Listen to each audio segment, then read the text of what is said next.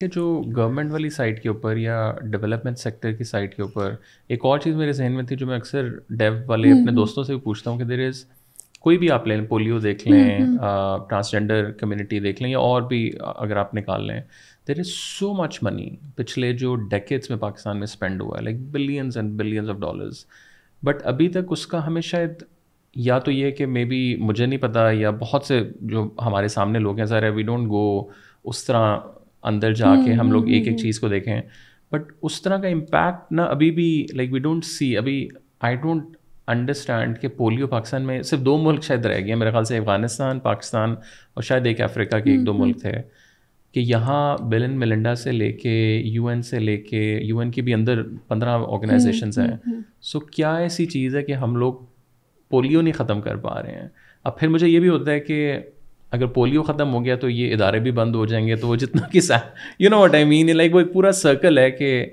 But آپ اتنا پیسہ لگا کے بھی ابھی افغان ریفیوجیز کا آپ اگزامپل لے لیں دیر واز سو مچ منی جو پچھلے 30 سالوں میں پاکستان میں آیا ہے اور آخر میں آپ نے ان کو لٹرلی 2 دن کا 1 ہفتے کا نوٹس دے کے بھیج دیا ہے. مطلب آپ پرابلی اپنے ٹی بوائے کو بھی شاید ایسے فائر نہیں کرتے ہیں تو وہ پیسہ کہاں گیا ہے سارا وہ مطلب ابھی ٹرکی کے اندر مجھے جانے کا وہ ہوا اور جنرلی وہاں کچھ دوست کام کر رہے تھے جو سیرین ریفیوجیز آئے ہوئے تھے پورے انہوں نے ٹاؤنز الگ بنا دیے ہیں پورے سٹیز ایک الگ بنا دیے ہیں.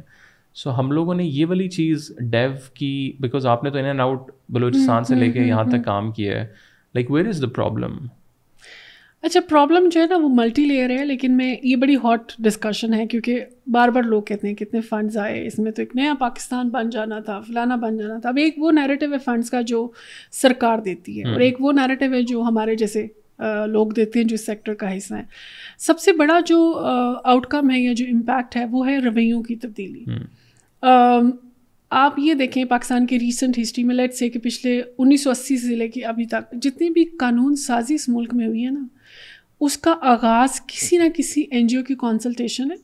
سیمینار ہے ڈائلاگ ہے ریسرچ رپورٹ ہے یا کوئی انسیڈنٹ ایسا ہوا کوئی ایسا انسیڈنٹ ہے اور جس کو take up of course human right sector کے لوگوں نے کیا. ٹھیک ہے تو اس لیے کریڈٹ تو بنتا ہے کہ جو آپ کی ہیومن رائٹ سیکٹر کے اندر لوگ کام کر رہے ہیں ان کا کریڈٹ ہے کہ دے انیشیٹڈ. آپ کی جتنی ایون یہ ہمارا ٹرانسجینڈر جو لا ہے یہ کہاں سے آیا پارلیمنٹیرینس تو یہاں سے پچھلے 76 ایئرس سے ان کو کیوں نہیں خیال آیا. ٹھیک ہے ڈفرینٹ پاکٹس میں کام ہوتا ایچ آئی وی ایڈس کے امبریلا میں کام ہوتا ایونچولی اور اس میں ایف ٹی اے کو بہت بڑا کریڈٹ جاتا ہے کیونکہ 2013 میں ہم نے یہ والا کانسیپٹ انٹروڈیوس کرایا کہ جیسے باقی جگہوں پہ آپ رائٹ بیسڈ کام کی بات کریں ہم ٹرانس کمیونٹی کے لیے بھی رائٹ کیونکہ کام اس سے پہلے ہو رہا تھا. آئی ڈونٹ سے کہ ہم نے کوئی ری انوینٹ کیا کچھ لیکن ہم رائٹ بیسڈ پرسپیکٹیو لے کر آئے اور اس کے بعد پھر کام بہت پھیلا بہت آرگنائزیشنس گروپس آ گئے کام کرنے کے لیے. سملرلی جو آپ کا گورنمنٹ کی سائڈ ہے